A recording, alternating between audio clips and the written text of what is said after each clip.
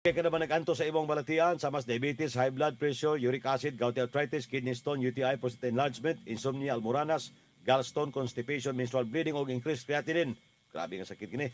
Ang tubag magkasama sa tambal sa imbalatian, ang Gertrudis 12-in-1 herbal capsule.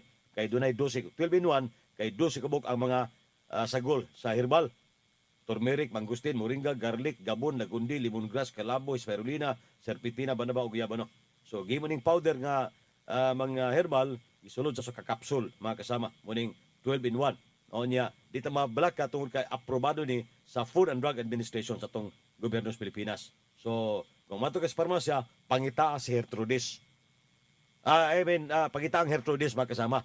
No? Ang Gertrudis herbal capsule 12-in-1. Nya doon na pa'y Gertrudis liniment oil, haplas ni. Haplas pandag ko, haplas pangbata, ang Gertrudis kidney oil.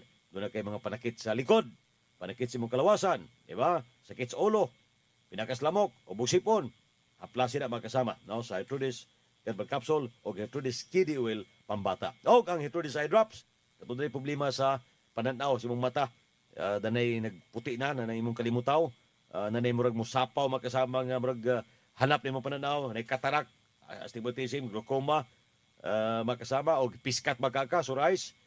Patuloy na sa Gertrudis eye drops. Epektibo kay mga kasama, available din itong istasyon sa mga parmasya. Straight to the point.